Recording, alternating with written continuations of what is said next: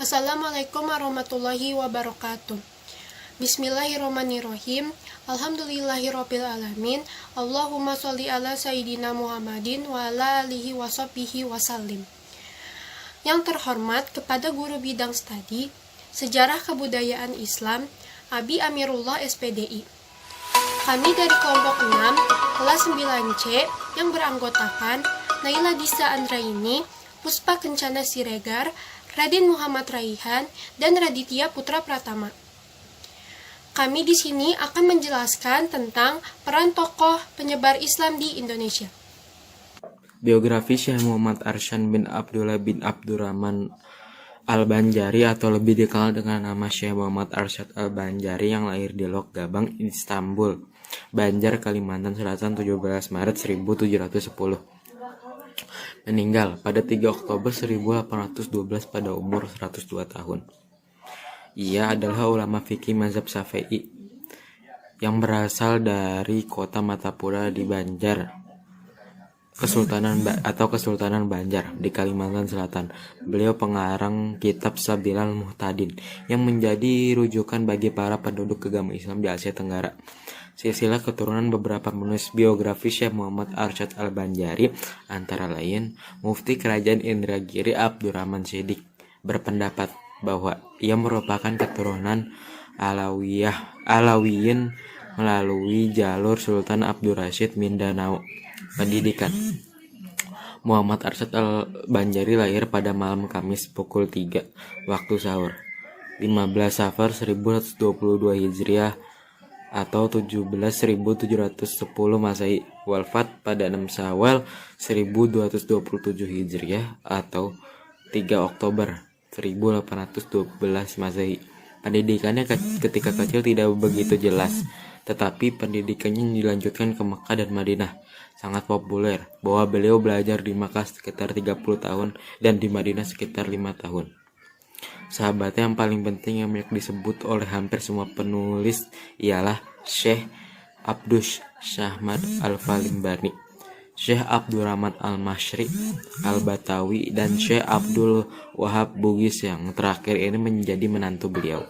Gurunya pula banyak disebutkan ialah Syekh Muhammad bin Sulaiman Al-Qurdi, Syekh Ataullah, Syekh Muhammad bin Abdul Karim As-Samani Al-Madani. Syekh Muhammad Arsyad Al-Banjari adalah pelopor pengajaran hukum Islam di Kalimantan Selatan. Tadinya ia dari Mekah. Hal pertama yang dikerjakannya ialah membuka tempat pengajian semacam pesantren bernama Dalam Pagar, yang kemudian lama-kelamaan menjadi sebuah kampung yang ramah tempat menuntut ilmu agama Islam. Ulama-ulama di kemudian hari menduduki tempat-tempat penting di seluruh kerajaan Banjar. Banyak yang merupakan didikan dari suraunya di desa Dalam Pagar. Samping mendidik, beliau juga menulis beberapa kitab dan risalah untuk keperluan murid-muridnya serta keperluan kerajaan. Salah satu kitab yang terkenal adalah kitab Sabilal Muhtadin yang merupakan kitab hukum fikih dan menjadi kitab pegangan pada waktu itu. Tidak hanya di seluruh kerajaan Banjar, tetapi sampai ke seluruh Nusantara. Dan bahkan dipakai pada perguruan-perguruan di luar Nusantara dan juga dijadikan dasar negara Brunei Darussalam. Kitab karya Syekh Muhammad Arsyad Al-Banjari yang paling terkenal ialah kitab Sabilal Muhtadin atau selengkapnya adalah kitab Sabilal Muhtadin li Tafaqquh fi Amiridin, yang artinya jalan bagi orang-orang yang mendapat petunjuk untuk mendalami urusan-urusan agama. Syekh Muhammad Arsyad telah menulis untuk pengajaran serta pendidikan beberapa kitab serta risalah lainnya, diantaranya yang pertama kitab Usuluddin yang biasa disebut kitab Sifat 20. Yang kedua kitab Tuhfatur Ragibin yaitu kitab yang membahas soal-soal itikad serta perbuatan yang sesat. Yang ketiga, kitab Nukatul Ajilan, yaitu kitab tentang wanita serta tertib suami istri. Yang keempat, Kitabul Faraid, semacam hukum perdata. Ketika pulang ke Banjar, beliau sangat sibuk mengajar dan menyusun segala macam bidang yang bersangkut paut dengan dakwah, pendidikan, dan pentadbiran Islam.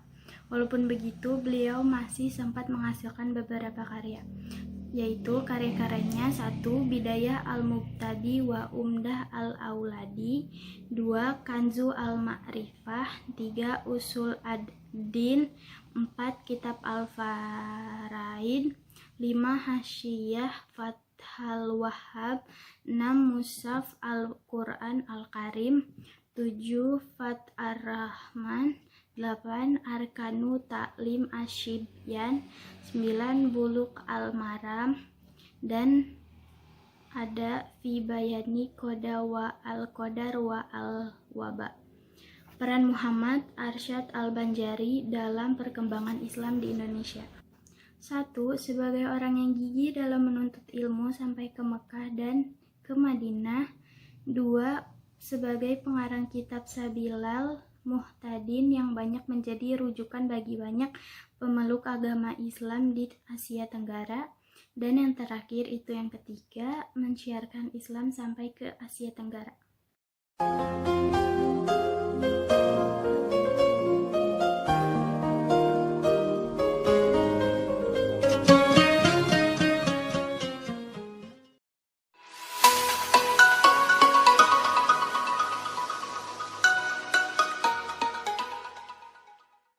Assalamualaikum warahmatullahi wabarakatuh. A'udzubillahi minasyaitonirrajim. Bismillahirrahmanirrahim. Allahumma sholli ala Sayyidina Muhammad wa sallim alaihi wa alihi. Kami dari kelompok 6 akan mempresentasikan tentang peran tokoh penyebar Islam di Indonesia, Syekh Muhammad Arsyad Al-Banjari,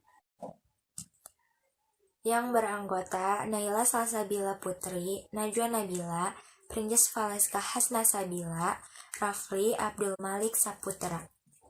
Syekh Muhammad Arsyad Al-Banjari adalah pelapor pengajaran hukum Islam di Kalimantan Selatan. Ia sempat menuntut ilmu agama di Mekah.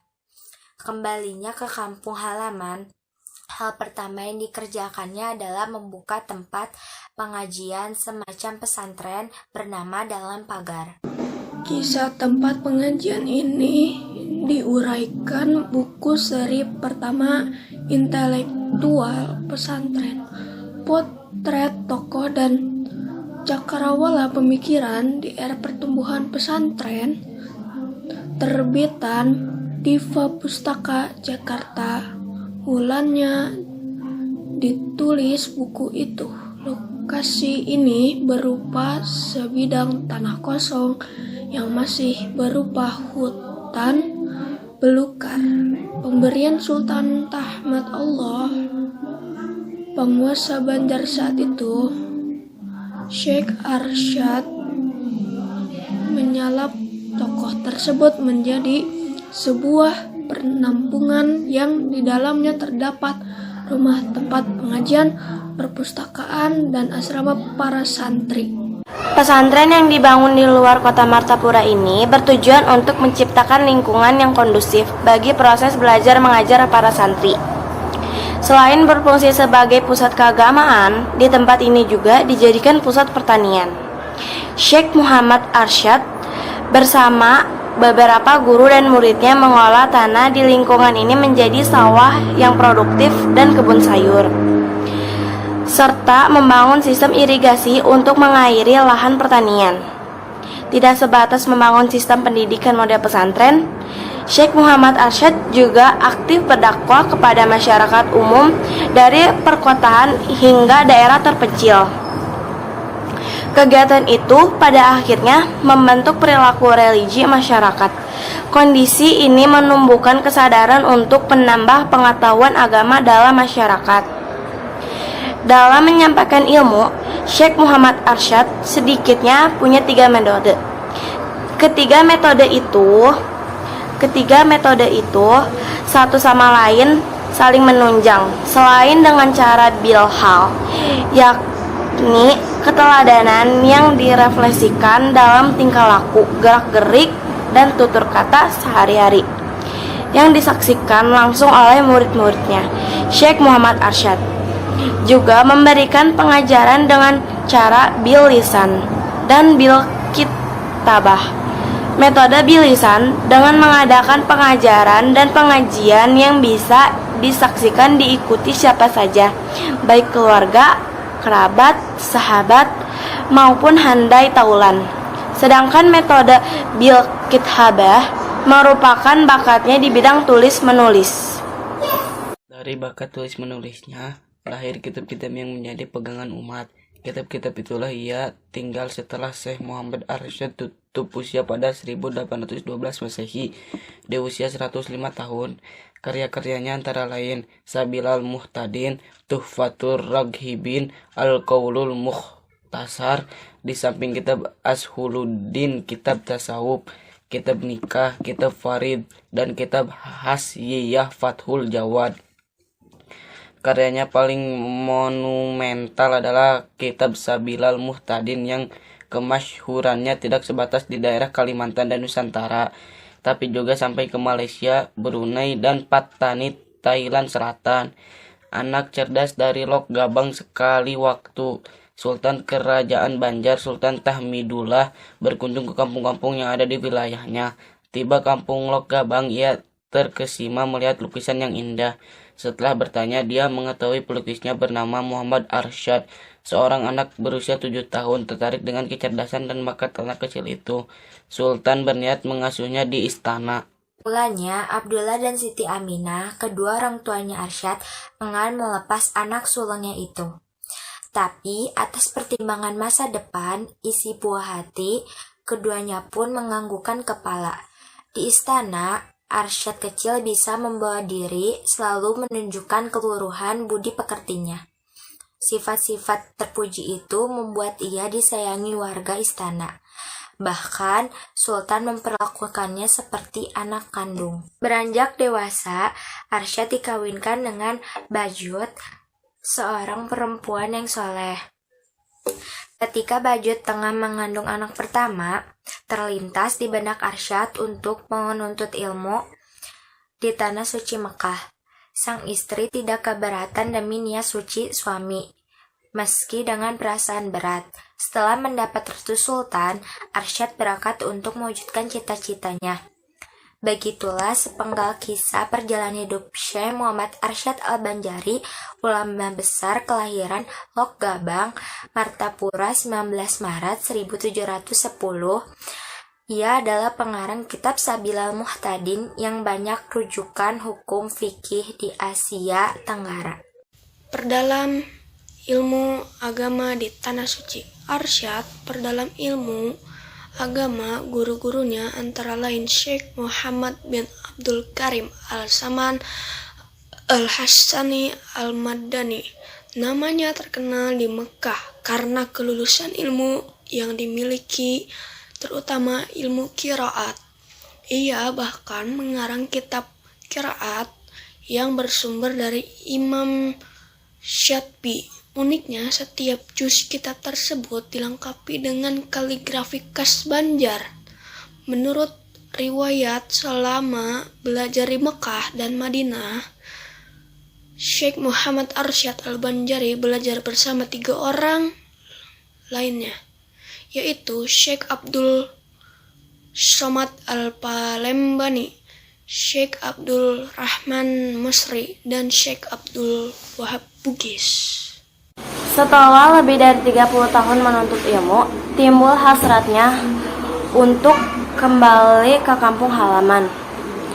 Sebelum sampai di tanah kelahirannya, Syekh Arsyad singgah di Jakarta. Ia menginap di rumah salah seorang temannya waktu belajar di Mekah. Bahkan, menurut kisahnya, Syekh Muhammad Arsyad Al-Banjari sempat memberikan petunjuk arah kiblat Masjid Jembatan 5 di Jakarta sebelum kembali ke Kalimantan. Ramadan 1986 Hijriah bertepatan dengan 1772 Masehi. Syekh Arsyad tiba di kampung halamannya di Martapura, pusat kerajaan Banjar itu. Masa itu, Raja Banjar Sultan Tamjidillah menyambut kedatangannya dengan upacara adat kebesarannya. Segenap rakyat mengeluk-eluknya sebagai seorang ulama matahari agama yang cahayanya diharapkan menyinari seluruh kerajaan Banjar. Syekh Arsyad aktif melakukan penyebaran agama Islam di Kalimantan, tidak hanya dalam bidang pendidikan dengan mendirikan pesantren lengkap sarana dan prasarananya, termasuk sistem pertanian untuk menopang kehidupan para santrinya, tapi juga berdakwah dengan mengadakan pengajian baik di kalangan istana maupun masyarakat kelas bawah. Lebih 40 tahun Syekh Arsyad melakukan penyebaran Islam di daerah kelahirannya. Sebelum maut menyebutnya, dia meninggal pada 1812 Masehi di usia 1105 tahun. Sebelum wafat, dia sempat berwasiat agar jasadnya dikebumikan di Kalapayan bila sungai dapat dilayari atau di Karang Tengah, tempat istrinya Bujat dimakamkan bila sungai tidak bisa dilayari. Namun karena saat meninggal air sedang surut, maka ia dikebumikan Kalapayan, Astambul, Banjar, Kalimantan Selatan, di daerah yang terletak sekitar 56 km dari kota Banjarmasin. Itulah jasad Datuk Kelapanya, panggilan lain anak cerdas kelahiran Lok Gabang, ini dikebumikan. Sabil Ahmutadin, alasan utama penulis kitab ini oleh Syekh Muhammad Arsyad Al-Banjari karena adanya kesulitan umat Islam Banjar dalam memahami kitab-kitab fikih yang ditulis dalam bahasa Arab. Dari berbagai buku fikih yang ada, salah satunya adalah kitab Sabil Al-Muhtadin li Al-Tafaqquh fi Amir Al-Din, jalan bagi orang yang mendapat petunjuk agar menjadi faqih alim dalam urusan agama. Kitab ini ditulis dalam bahasa Arab Melayu dan merupakan salah satu karya utama dalam bidang fikih bagi masyarakat Melayu. Kitab ini ditulis setelah Syekh Muhammad Arsyad mempelajari kitab-kitab fikih yang ditulis para ulama terdahulu, seperti kitab Nihayah Al-Muhtaz yang ditulis oleh Syekh Al-Jamal Al-Ramli, kitab Syarh Mihnat oleh Syekh Al-Islam Zakaria Al-Ansari, kitab Mughni oleh Syekh Khatib Syarbini, kitab Tuhfah Al-Muhtaz karya Syekh Ibnu Hajar Al-Haytami, kitab Mir'atul Atulab dan Syekh Abdurrahuf Al-Singkili, dan kitab Syirat Al-Mustaqim karya Nuruddin Ar-Raniri. Demikian presentasi dari kelompok 6 kelas 9H. Mohon maaf bila ada kesalahan kata. Wassalamualaikum warahmatullahi wabarakatuh.